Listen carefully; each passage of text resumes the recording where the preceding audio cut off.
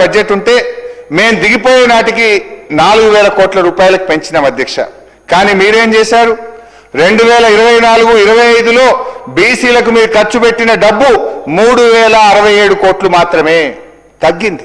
మా పీరియడ్ కంటే బీసీల పట్ల 1000 కోట్ల రూపాయలు బడ్జెట్లో మీరు తక్కువ ఖర్చు పెట్టినారు.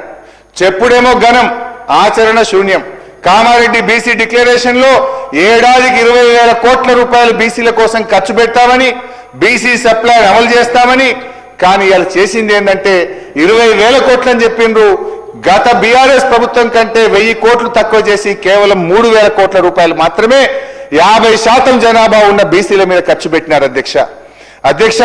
మీ ప్రభుత్వం వచ్చిన తర్వాత ఇవాళ చేనేత కార్మికులకు చేనేత బంద్ అయింది, థ్రిఫ్ట్ బంద్ అయింది, రంజాన్ బతుకమ్మ చీరల ఆర్డర్లు బంద్ అయినాయి, గొల్ల కుర్మలకు గొర్రెలు బంద్ అయినాయి, ముదిరాజ్ బెస్త సోదరులకు చేప పిల్లలు బంద్ అయింది, గౌడన్నల కళ్ళు దుకాణాలపై దాడులు పెరిగినాయి, మద్యం షాపుల్లో 25% రిజర్వేషన్ ఇస్తామని మాట తప్పారు, ఎంబీసీ మంత్రిత్వ శాఖ మాట తప్పారు, బీసీ యువతకు 10 లక్షల వడ్డీ లేని రుణాలని చెప్పి మాట తప్పారు.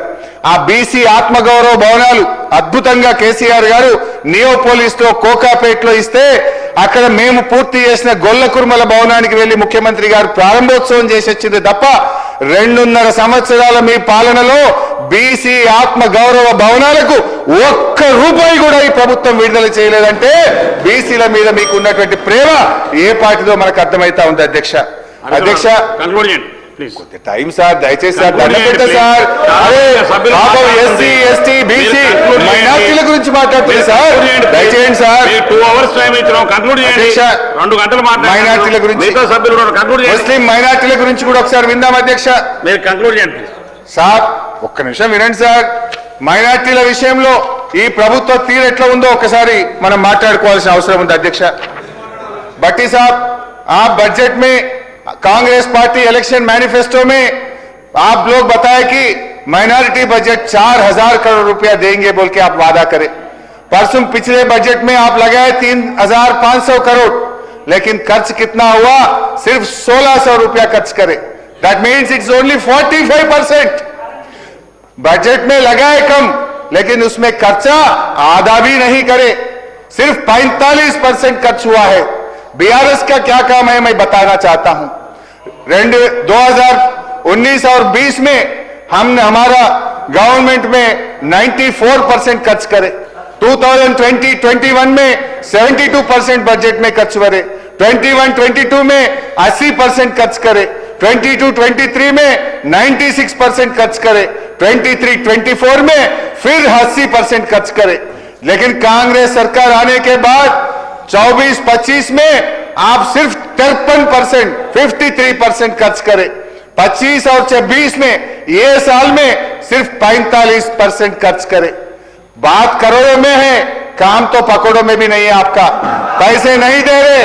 पहले बोले 4000, रखे 3500, लेकिन खर्च करे सिर्फ 1600 करोड़ रुपया. ये कुछ भी आप कोई भी वादा मुसलमानों के लिए जो करा, एक भी वादा आप नहीं निभाया. उर्दू अकेडमी में 130 बच्चे काम करते.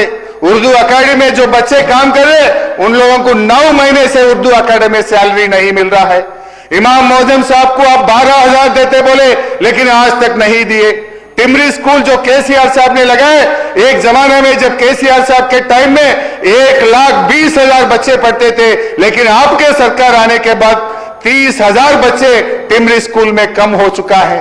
आप सोचिए, रिव्यू करिए. आप बहुत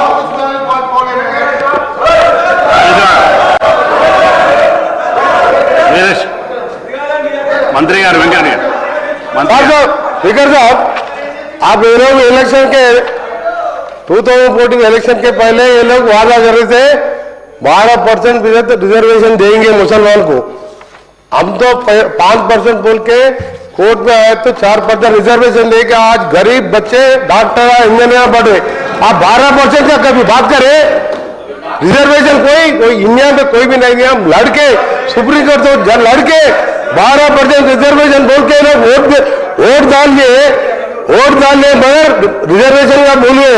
हम पढ़ने लिखने पर 4% रिजर्वेशन. जो कांग्रेस पार्टी है, जो सेक्युलर पार्टी, आज भी देखो गरीबों को आप रमजान का तोहफा हम क्या दे रहे, आप क्या दिए थे?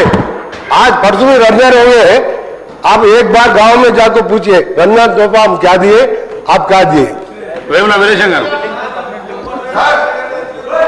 ధన్యవాదాలు అధ్యక్ష. బడ్జెట్ మీద మాట్లాడే అవకాశం ఇచ్చినందుకు మనస్ఫూర్తిగా మీకు ధన్యవాదాలు తెలియజేస్తా అధ్యక్ష. తెలంగాణ సబ్బండ వర్గాల సంక్షేమమే అభివృద్ధి ధ్యేయంగా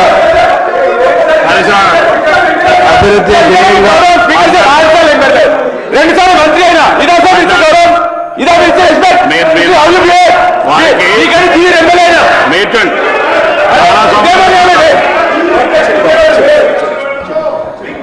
మీకు హరీశ్రావు గారు చాలా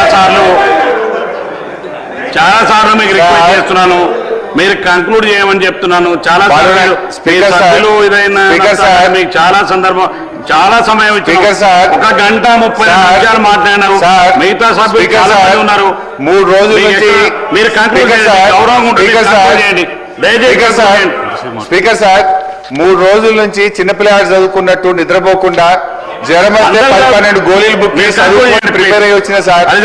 ఇంత కష్టపడి రాష్ట్రానికి మేలు చేయాలని కొన్ని సూచనలు ఇవ్వాలని వచ్చినాం సార్. మా గొంతు నొక్కకు సార్.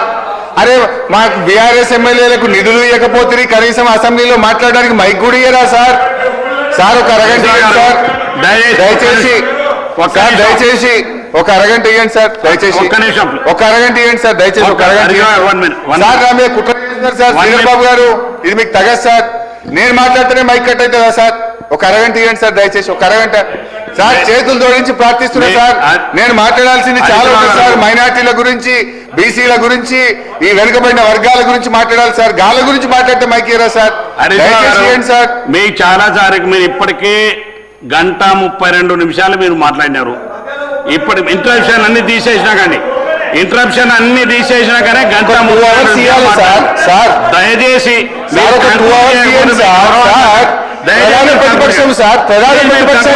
ప్రధాన ప్రతిపక్షాన్ని మైక్ ఇయ్యరా సార్? ఇది ఎక్కడ న్యాయం సార్? ప్రధాన ప్రతిపక్షానికి మైక్ ఇయ్యరా సార్? మొత్తం డిస్కస్ 4 అవర్స్ అనుకుంటే మీకు 1 గంట 32 నిమిషాలు మీరే మాట్లాడారు. What is wrong sir?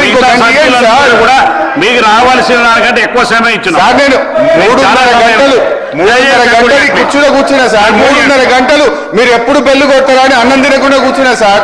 తినకుండా కూర్చున్నా సార్. అన్నం తినలేదు సార్. 5 అవుతుంది సార్. అన్నం తినకుండా కూర్చున్నా సార్. మిగతా మైక్ ఇవ్వండి సార్. సార్ మీరు కంక్లూడ్ చేయండి. 5 నిమిషాల్లో కంక్లూడ్ చేయండి ప్లీజ్.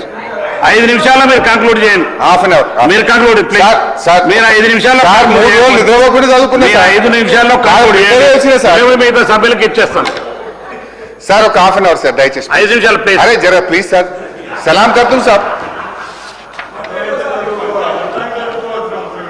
అధ్యక్ష సరిగా షార్ట్ కట్ చేస్తూ మాట్లాడుతా అధ్యక్ష. ఒక half an hour. Congress party का काम मुसलमानों के बारे में कैसा है बालूता साहब? ये कागज पे तो गुलिस्तान है साहब, मगर हकीकत में तो रेगिस्तान है साहब. అధ్యక్ష ఇక వైద్య రంగం మాట్లాడదాం అనుకునే కానీ మీరు టైం ఇస్తలేరు. ఇక హెల్త్ ఇష్యూ పెట్టేస్తా. ఉద్యోగులు, రిటైర్డ్ ఉద్యోగులు కూడా వదిలేస్తున్నారు అధ్యక్ష. ఇకపోతే అధ్యక్ష నిరుద్యోగుల గురించి అధ్యక్ష, నిరుద్యోగుల విషయంలో అధ్యక్ష దయచేసి నేను బట్టి గారిని కోరేది ఒక్కటే. మీరు ఇప్పటికైనా తక్షణమే ఇచ్చిన మాట ప్రకారంగా 2 లక్షల ప్రభుత్వ ఉద్యోగాల భర్తీకి జాబ్ క్యాలెండర్ విడుదల చేయాలని, ఉద్యోగాల భర్తీ ప్రక్రియ వెంటనే ప్రారంభం చేయాలని చెప్పి వారి పక్షాన కోరుతా ఉన్న అధ్యక్ష. మహిళల విషయంలో అధ్యక్ష మీరు నెలకు 2,500 రూపాయలు మహాలక్ష్మిలో మొట్టమొదటి హామీ ప్రతి మహిళకి ఇస్తామన్నారు. సగం కాలం అయిపోయింది అధ్యక్ష. ఇక మిగిలింది ఒకటే పూర్తి బడ్జెట్ అధ్యక్ష.